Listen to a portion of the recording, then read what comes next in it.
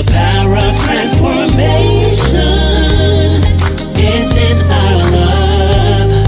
We've got each other, and God's got us. Power of transformation is in our love.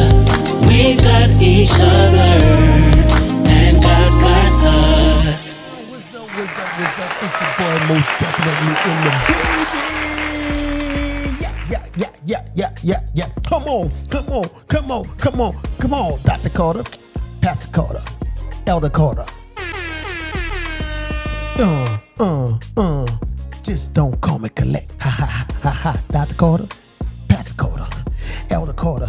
Ha. Whatever Carter you wanna call me, just don't call me collect. I'm trying to tell you, understand me? Yeah. And I'm here with my beautiful, wonderful, virtuous, voluptuous, extravagant, exuberant, my beautiful, I'm talking about the best wife in the world. You understand me? I'm talking about she's all that and a bag of Lay's potato chips, the plain ones with a pig lip. You understand me? The old school pig lip, not that new pig lip. I'm talking about the old school pig lip. You understand me? Yeah, that's mine. Mrs. Miko Carter, most definitely in the building. You understand me? That's mine. That's all mine. Yeah. Good afternoon, everybody. Good afternoon, everybody. Of course, I'm Miko. This is my crazy husband, Ramon. I hear you. You understand me? You don't like being called crazy? Crazy in love, huh? That's what who say that? Beyonce? Mm-hmm. Beyonce say crazy in love. Crazy in love with you, desperately. And happening in a way the thing gotta do. Come on. Welcome back to the Transformation Podcast. Okay, so today we're diving into a special episode, right? And we're gonna be talking about who were you before you got married, right? Who were you before you got married? Yeah, this is going to be good. Who were you before you got married? Come on, Ramon. Who were you before you got married? Well, let's be honest. You understand me? Let me get serious. Much obliged. Some of us lost ourselves in marriage, while others finally found themselves. So tonight's question is this. Who were you before you got married? Yep, and how that version of you showed up or gotten lost since you said I do. All right, so listen, we're going to rewind the tape. Before marriage, I was a woman on a mission, right? I was focused, I was independent, vision-led, but I'll be honest. Got to be honest, right? I was also guarded. Scared to trust, and I didn't really know how to lean on anyone. Don't look at me like that. You understand me? See, not me. You understand me? I was a fool. You understand me? I was a fool. I was out here chasing success. You understand me? But missing purpose. You understand me? You know your boy, you understand me? I was out here, you understand me? I had mess, you understand me? Some people, you may call it chasing purpose. I was chasing purpose, you understand me? I was trying to lure them on into the honeycomb hideout, you understand me? I knew how to entertain, but I didn't know how to connect, you understand me? Not in the way I was supposed to be connected, you understand me? I wore the provider badge. But my heart was spiritually unemployed. Oh, wait a minute, go. Oh, you understand me? That's a good one. You understand me? That's a good one. You need to say that again. Spiritually unemployed. Spiritually unemployed. Now that's that's a preach. Spiritually unemployed. You understand me? Real talk. You understand me? Real talk, though. A lot of people walk into marriage thinking they're whole, right? They think they're whole. But they never took the time to figure out who they really are. You can't bring your best self, you understand me, to a union if you never met them. And that's why we're talking about it tonight. Because some of y'all got married and lost your identity, right? Or you married someone and they didn't even know who you were. Who they were. Hell, they didn't even know who they was. You know, yeah. Shucks. And I tell people all the time, listen, you understand me? I tell a lot of brothers, listen. You got to know who you is before you go trying to find somebody else. You understand me? You got to be one-on-one with yourself. First of all, you got to need to be one-on-one with God. You understand me? So let's talk about what happens after the vows. You understand me? You go from me to we. And in that shift, some folks stop dreaming, stop building, stop creating. You become somebody's husband or wife and forget to still be you. Yeah. That's what you do. Yeah. And especially for women, I think. I've talked to so many different wives, and they feel invisible now since they've been married.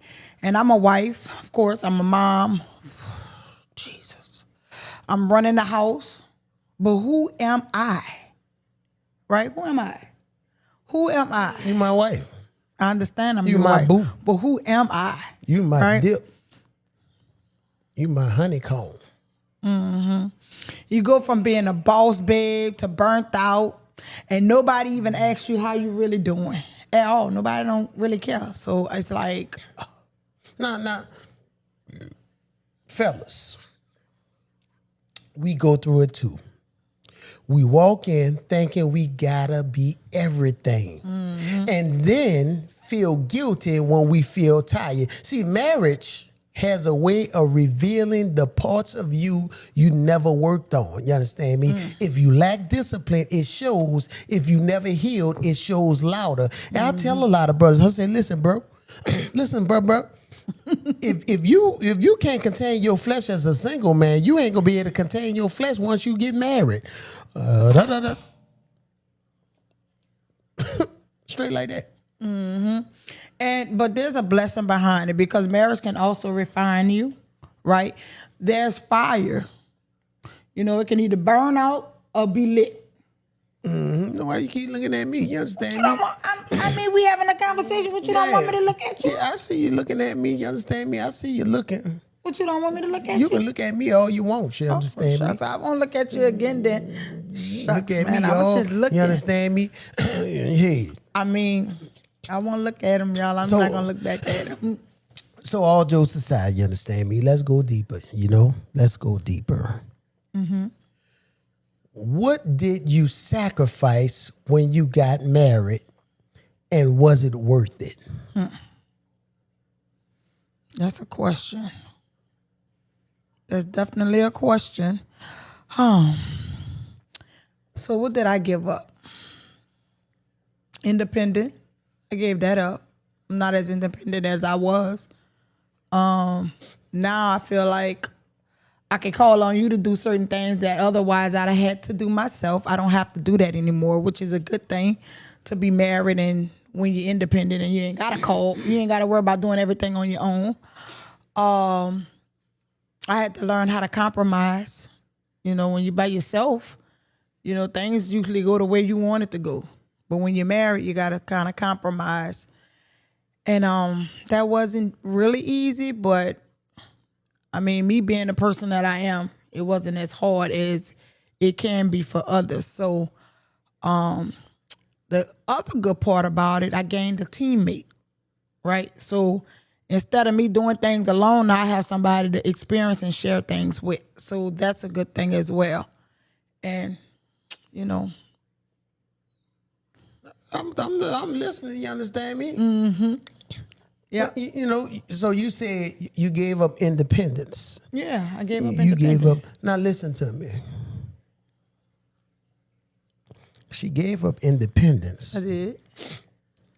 But I come in saying I'm supposed to change a light fixture.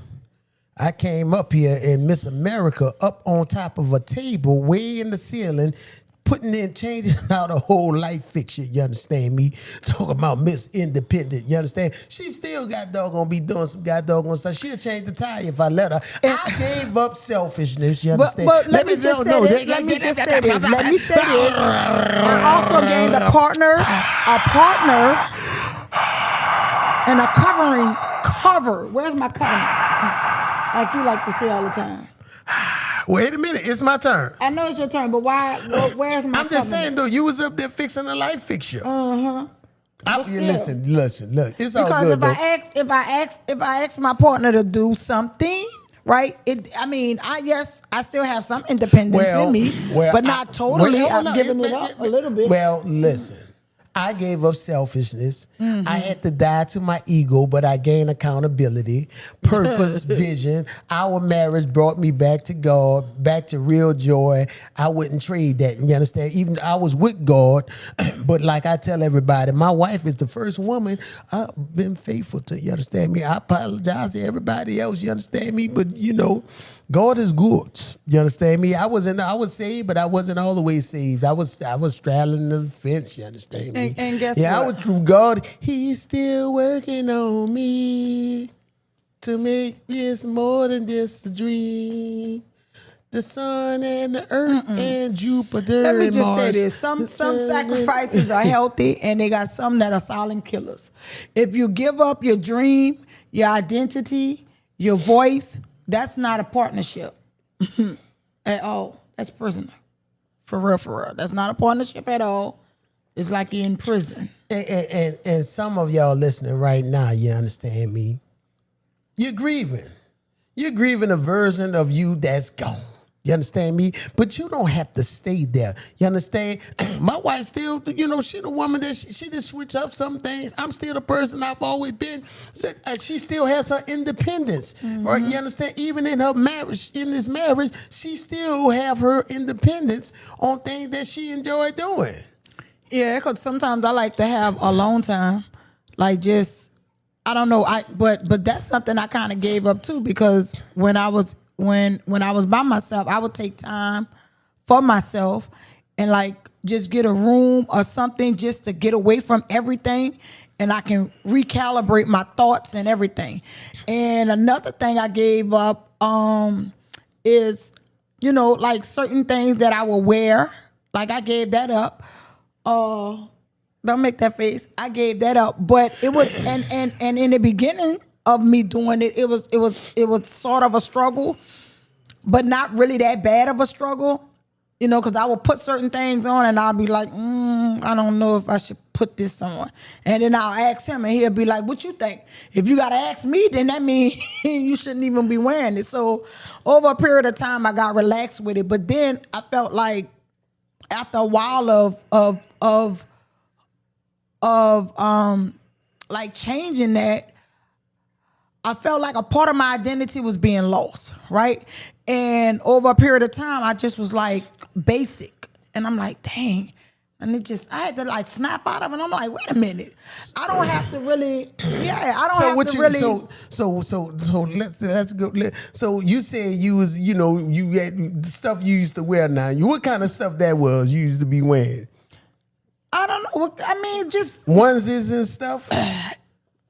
Just onesies and different things, and you know, stuff showing and all that stuff. Like some things that have like a little bit of cleavage showing, shirts and stuff. But and not just that. Like I used to wear some things where a little bit of my stomach would be out or something, or you know, like. But everything was cute. It wasn't that bad. It was still classy. I mean, I still had a classy side to it. I mean, anything, you know, but I just felt like, you know, no skin. You can't show no skin. Nothing. Don't show anything. But I said all that to say this. Thank the Lord for deliverance. I started to feel like closed in at one point because of that. But I had to shake that, and I said I didn't because I felt like I was probably losing some of my identity. I had to go back and reshape that to where I didn't feel like I was losing my identity. So I just got back into it. And it was like one day I just realized, and I'm like, I don't like how I've been feeling. And I sure enough, I feel better now because I still, I still dress cute. You know what I'm saying? But I eliminate some things. I might have a shirt that show a little cleavage. I mean, not that much, just a very little, just a little bit, just a tiny little bit, not extravagant or nothing like, a single woman will wear, of course, but my stomach out and all that stuff. I don't wear stuff like that no more. And it's okay because that come with age. So so you just want to let it all hang out? No, I don't want to let it all hang out. All out. You understand me in the room? In the bedroom. You always got to talk about something in the bedroom. No, I'm just saying, though, you understand me? Hey, listen, you understand me? Every time. I'm just a strong believer. I don't think that your woman should be out there in the street. Everything that's for you, everybody in the street don't need to be seeing it. Well, I agree with that too. Everybody in the street don't need to be seeing. That's why, one thing about in the Islamic culture, those women covered up. She don't show her hair to nobody but her husband. You understand me? That's why they be veiled up. Her husband. That's why everything covered. They covering everything. You ain't gonna see nothing but eyes. You understand? Well, y'all gonna see Miko Carter, you understand me, with a whole doggone curtain on, you understand me? You ain't gonna see nothing but eyes. No, that's not gonna happen. That's not gonna happen. You see all her eyes. You understand me? All right, I'm just playing. So let's talk about the R word, regret. Right? Some people carry quiet regrets about who they used to be, but I want to say this. Growth doesn't mean betrayal, right? Just because you've evolved doesn't mean you're abandoned who you were. And that's kind of what I just discussed. Like, just because, So you still have some regret? I felt like it was I'm talking about right now. I ain't talking about back then. I'm talking about. You talking about? You just said something about quiet regret. Right. Some people have that. They have a quiet regret. So yeah, basically it was a quiet regret. I'm like, dang, like I can't even wear certain stuff. But then that's what I said I had to. It's not really that I felt like it was a real, it's not a real regret, so to speak, right? It's growth. I was growing. All right, facts. It's growth, baby. It's growth. All right. Not really regret. I mean, I was feeling something, but I wouldn't necessarily say it was regret. I was able to deal with it, and I look at it as growth. Because I didn't really abandon who I was. I just changed some things up for the better. Well, facts. God doesn't waste anything, not even your past. That bold, wild, passionate version of you. You might need a little of, you might need a little of it now, you don't need the onesies. You don't need the onesies and all that stuff there. You understand me? Like a cat suit and all that stuff there. No. I think a cat suit is that's the club stuff right there. That's a ballroom stuff right there. That's somebody standing on Shepherd Highway. But I remember we did the podcast with Liberty and we were joking about the skirts. I remember we both pulled out one of our old outfits and I think I had an all into one outfit and a leopard. And she had a leopard skirt and her person was like, nope, get rid of it. And you was like, yep, toss the ones in. We was like, what? This stuff is cute. Like, y'all want us to toss this stuff? This stuff is still cute. Yeah, but we tossed it. Man don't want his woman out there in the street showing on everything. You understand me? And that's just the bottom line. And no woman want her man to be looking at the woman that is showing everything either. Yeah, that part. Must oblige. Yeah, that part, right? So you're allowed to evolve, right? But don't lose your essence in it, right? Bring your full self to your marriage, not just your service, but your soul. Bring your soul. Just let your soul glow. Bring your whole self to your marriage. Your whole self. Faith check. All right. Look, here's your spiritual checkpoint. When was the last time you asked God to remind you who you are outside of titles. You understand? You know, I know. For me, I always had me a spiritual checkpoint. You understand me? It's like, who are you? Like on this past weekend, when I had preached on a sermon entitled "Who Are You?" And I was reminded of T'Challa in Black Panther when he was getting beat up by Jabari, and Jabari was whipping, go whatever his name is, was whipping him behind. No power, no fear. You just a boy, just a man. You know, and his mama said, show him who you are. And he came back, boom. You understand? You know, everybody get that spiritual checkpoint. Listen, I know who I am. You understand me? I'm the man of I'm blessed and highly favored. I'm the head and not the tail, above and not beneath, the lender and not the borrower. I don't even worry about titles. You understand me? You know, I'm Ramon Carter. You understand? If you want to give me a title, praise the Lord. I have titles, but you know, it's irrelevant depending on where I'm at. So a good thing I think for us, you know, as married couple is to journal it, right? Journal it, pray over it. Ask yourself, who was I before I got married? Right? And then who am I now? So who was I before I got married? And who am I now? Who is God calling me to become? Right? So that's something you can actually journal, those three things. And I think it'll bring some light to where you come from, where you are now, and where you intending to go. Yeah, because I know the man that I am now, right? I'm not the man I used to be. As a matter of fact, I'm a better man. And let me know, I'm God's man, right? I have the calling, but I wasn't obedient to the call. But now the man that I am today, I have walked into the man that I am today. I grew into the man that I am today. It didn't happen overnight. It took years, right? And only once I got with my wife, you know, everything that's came into, you know, to fruition, everything that's come to pass is like, you know, I've grown, you know, I've matured. When I was a child, I thought as a child, understood as a child. But when I became a man, I put away childish things. And to the couples listening, talk about this. You understand me? Go back in time together. Remind each other what first attracted you. You understand? Who were you when you met? You understand? You might fall in love all over again. I remember when she came in the office, you understand me, with the white pants on. I knew her, but I didn't really know her. You understand me? She came in my office on 3rd floor, Southern University campus. You understand? Southern University in New Orleans, and you know, she wanted to write a book and all that. She didn't write the book yet. You understand me? I started it.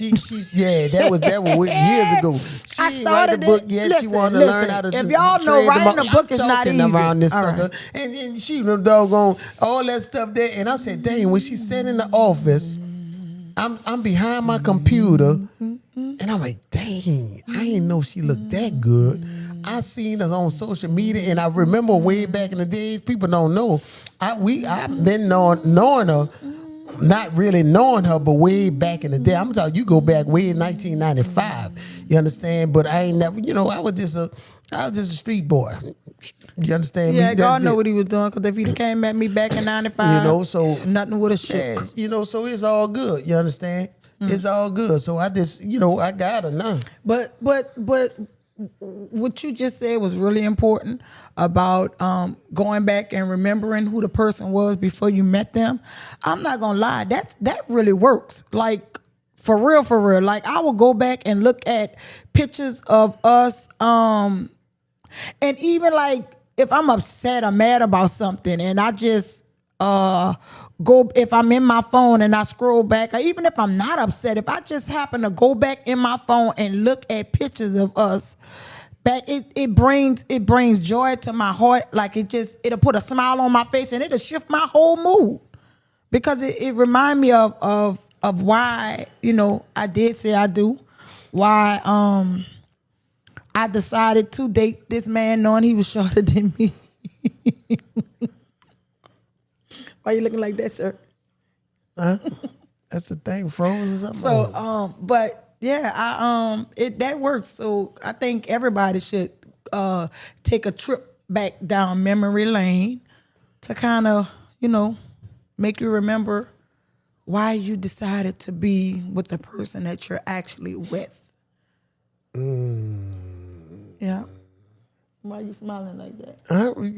I was just down memory lane. You understand me? Oh, you went down memory lane? Yeah, I went down there when I had cooked for you. You understand me? Mm-hmm. Yeah, I cooked a famous meal. You understand? And you me? want to know what's crazy? I want to say this too, because a lot of times, and it just came to my head just now. A lot of times we get complacent when we get married, and so I found myself doing that a little bit too.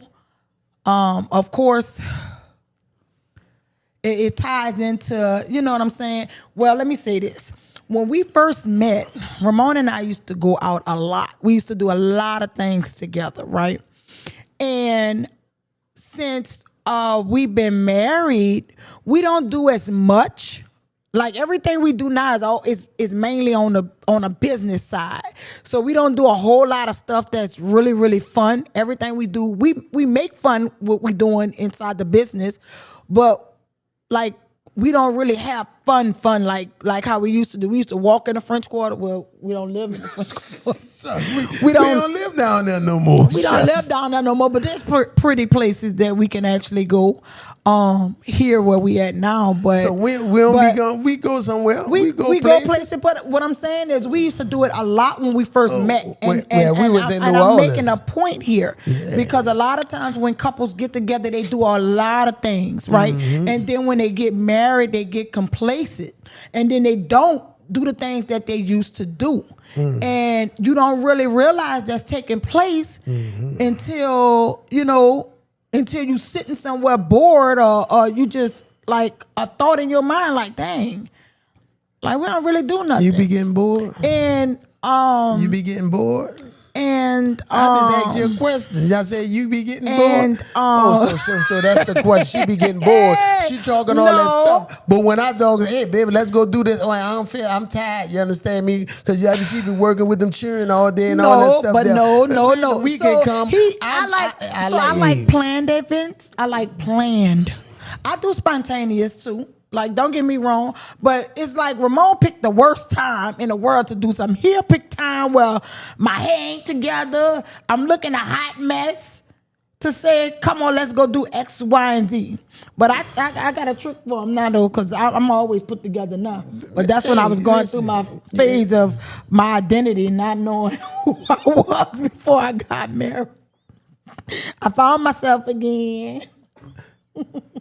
But that has nothing to do with you. I mean, that don't necessarily has nothing to do with the spouse either. It has everything to do with you and the fact that you are in a title now. You're married. So it changes everything. Like, I was sliding around this house looking a hot mess and not thinking much of it for a period of time. And I had to shake. I'm like, wait, hold on.